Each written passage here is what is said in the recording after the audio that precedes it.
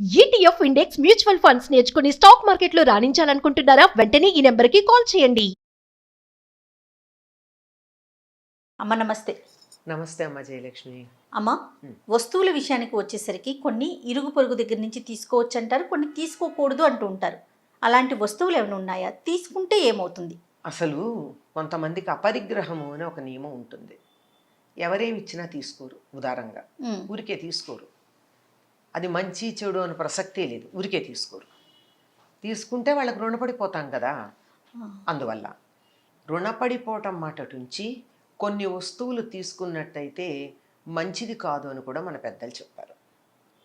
అట్లాంటి వాటిల్లో ఏవి తీసుకుంటే వాళ్ళ తాలూకు దరిద్రం కానీ శని కానీ మనకు వస్తాయో అటువంటి వాటిని తీసుకోకూడదని చెప్పారు.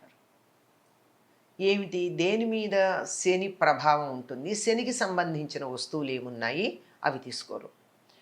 నువ్వులు, నువ్వులతో చేసింది కానీ మరొకటి కానీ నూనె, సాధారణంగా నువ్వుల నూనెకే వర్తించాలి ఇది, కానీ అన్ని నూనెలకు కూడా వర్తింపచేస్తారు. నూనె, నెయ్యి, తరువాత ఉప్పు, బెల్లం, ఇనప వస్తువులు, ఇట్లాంటివి అవతల వాళ్ళ నుంచి మనం తీసుకోకూడదు. ముఖ్యంగా చేత్తో తీసుకోకూడదు. ఓహో, ఎందుకు చేత్తో తీసుకోకూడదు అంటే నాకు ఒక సమన్వయం కనిపించింది. ఇవన్నీ కూడా రక్తంలో ఎర్ర కణాలను అభివృద్ధి చేసేవి. నువ్వులు కానీ బెల్లం కానీ అంతే కదా. తర్వాత ఇనుము ఎలాగో ఇనుమే, రక్తంలో ఉండేది ఐరనే కదా ప్రధానంగా ఎర్ర రక్త కణాలకి. ఆ రక్తానికి ఈ పుచ్చుకున్న వాళ్ళ రక్తానికి మధ్య ఏదన్నా ఒక కండక్టర్ లాంటిది ఉండి తద్వారా అక్కడి నుంచి నెగిటివిటీ ఇక్కడికి రావచ్చు. ఇది నాకు తోచిన సమన్వయం.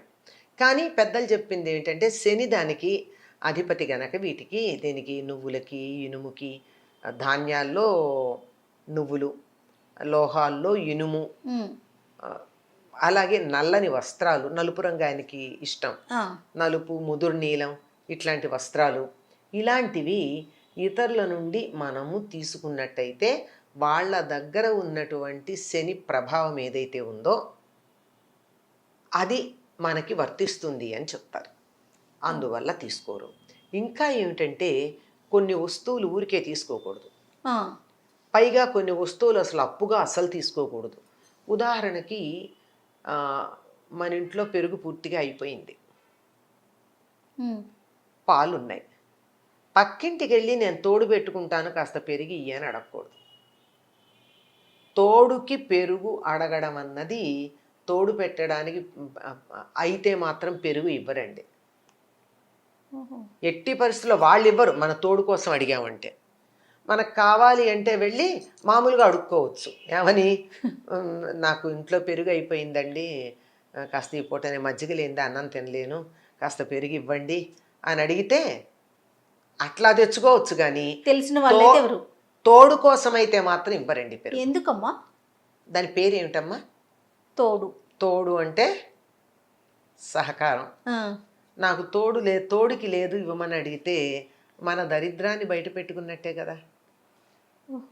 అటువంటి దరిద్రులకు మనం సహాయం చేస్తే ఏమో అది మనకు అంటుకుంటే, ఇట్లాంటి అనుమానాలు ఏవో ఉండుంటాయి నేను అనుకుంటున్నాను. కానీ తోడు కోసం పెరుగడిగితే మాత్రం ఇవ్వరమ్మా. పల్లెటూళ్ళల్లో ఎట్టి పరిస్థితుల్లో పాడి బాగా ఉన్నటువంటి వాళ్ళు తోడు కోసం పెరుగడిగితే ఇవ్వరు. అది అడగకూడదు కూడా, అడగకూడదు.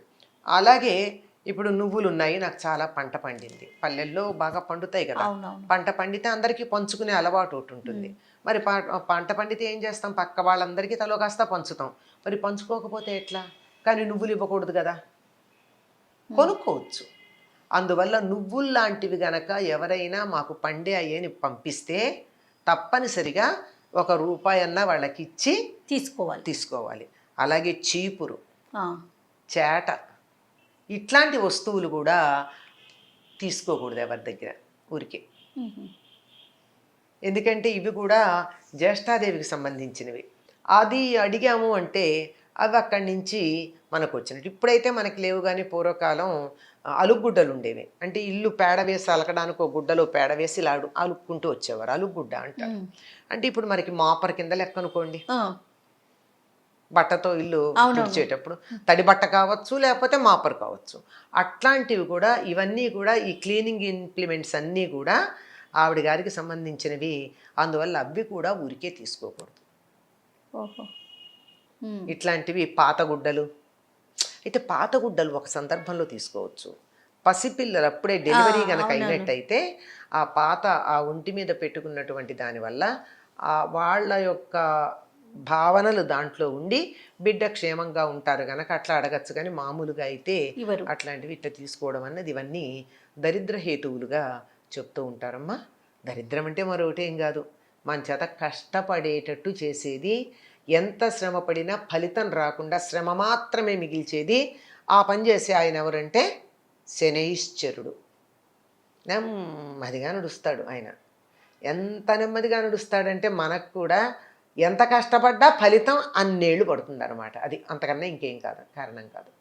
అందువల్ల వీటిని ఎవరి దగ్గర ఉదారంగా తీసుకోకూడదు అని చెప్తారు. సో అంటే ఇప్పుడు మీరు చెప్పిన దాన్ని బట్టి మనం వస్తువులు అడిగేటప్పుడు ఆలోచించి అడిగి తీసుకోవాలి, అంతే కదమ్మా? అంతే అమ్మా. అంటే ఇప్పుడు ఇవన్నీ కూడా ఆధ్యాత్మిక పరంగా అంటే ఇలా చెప్తే భయపడతారని చెప్పుండొచ్చు అంటారా? అంతే. జ్యేష్ఠాదేవికి కోపం లేకపోతే జ్యేష్ఠాదేవి మనకు వచ్చేస్తుందని, లేకపోతే ఇవి తీసుకోవటం వల్ల శని మనకు పట్టుకుంటుందని, ఇలాంటివి చెప్పటం వెనకాల ఒకటి ఏంటంటేనమ్మా, ప్రధానంగా ఎవరి దగ్గర ఏమీ తీసుకోకూడదు అని ఊరికే తీసుకోకూడదు అనేటటువంటి భావన పెట్టుకోవాలి. ఎవరి దగ్గర నుంచి ఏమన్నా తీసుకుంటే తిరిగి ఇచ్చేటట్టుగా ఉండాలి.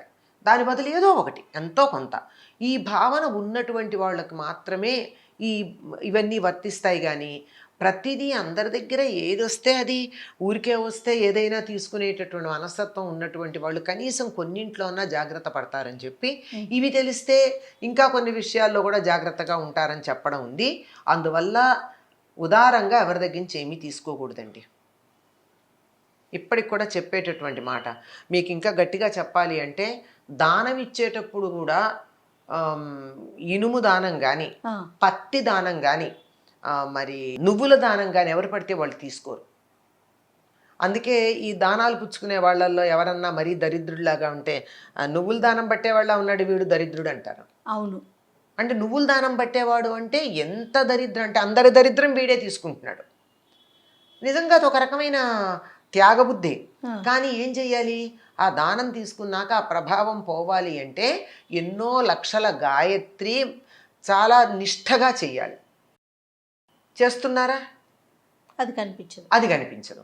అందువల్ల ఇవి దానం తీసుకోవడం, ఊరికే తీసుకోవడం, అప్పు తీసుకోవడం కూడా చాలా జాగ్రత్తగా ఆలోచించాల్సినటువంటి విషయాలు.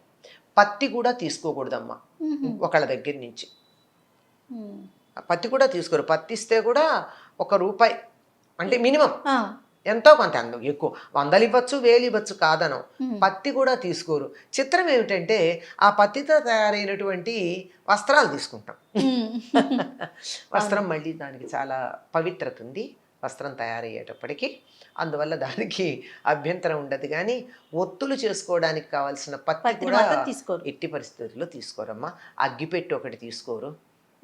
ఇట్లా ఉన్నాయి కొన్ని. అవునవును. ఇవన్నీ కూడా అగ్గిపెట్టి ఎందుకంటే నిప్పు రాజేసేది, అంచేత తీసుకుంటే తగాదా వస్తుంది అని సున్నం ఇట్లాంటివన్నీ తీసుకోకూడదని చెప్తారు. అలాగేనమ్మా. నమస్తే. నమస్తే.